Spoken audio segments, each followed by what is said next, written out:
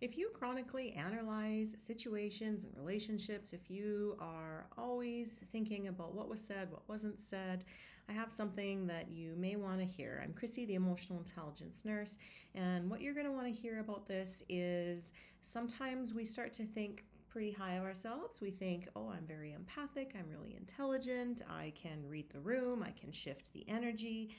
But what is actually also happening here, kind of in deeper layers of ourselves, is we are actually dysregulated. The reason we're dysregulated, and the reason why I know this, is because energy has shifted up out of our body and into our mind, and we are chronically taking in information. We're scanning the room.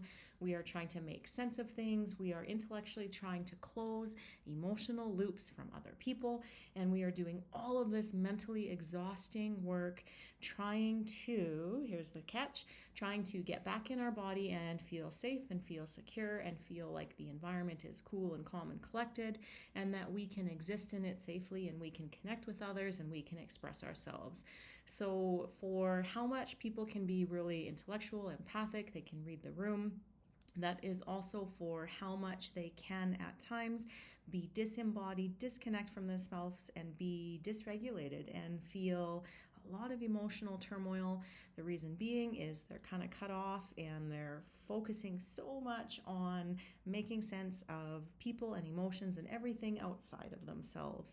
And the third thing that happens here is when we are doing that, we are also creating more intensity and disconnect in our own body. So not only are we trying to read others and curate our external environment for safety and make it make sense in our mind, we have a physical body that is subconsciously, unconsciously sending signals to our brain that is saying, hey, I feel disconnected, I don't feel safe, I don't feel grounded, this is not regulating for me.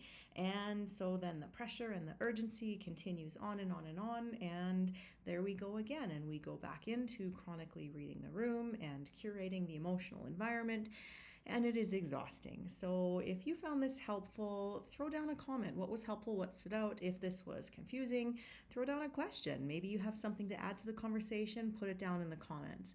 I'm Chrissy, the emotional intelligence nurse. Welcome to my channel where I share stuff like this with you every week. Make sure you hit like and subscribe to follow along.